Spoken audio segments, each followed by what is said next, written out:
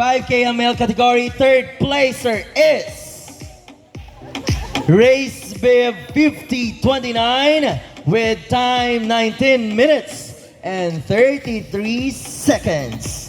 Palakpakan po natin David Pajarillo. Congratulations, Sir David Pajarillo. There you go. For 5km, 19 minutes and 33 seconds.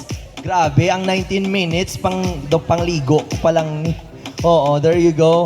Congratulations, palakpakan po natin, ladies and gentlemen. Third placer. There you go.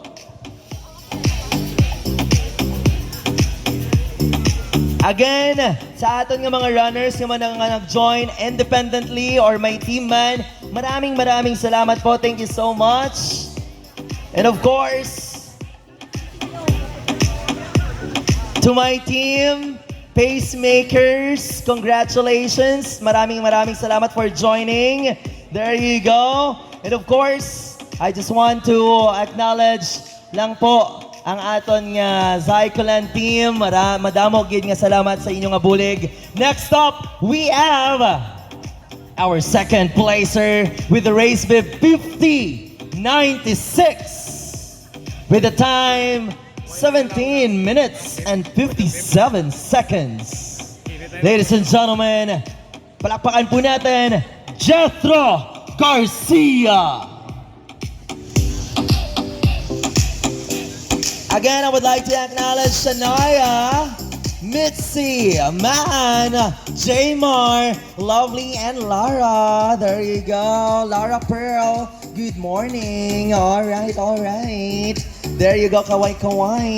All right. Next up, we have our first placer.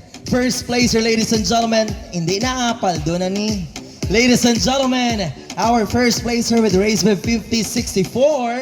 Palakpakan po natin with a time 17 minutes and 38 seconds. Ladies and gentlemen, palakpakan po natin the Paldo Boy, Zeph Cabines. Grabe! Sa raffle, sa trivia, daog, subong, pagid, daog, ano na lang ko. Charot lang. Palakpakan po natin from Tips of Eye and of course from Ilog Run Club and Tower and Road Stallion. Palakpakan po natin, ladies and gentlemen, our gentlemen, gentlemen nga nag-join. Maraming salamat po. Thank you so much.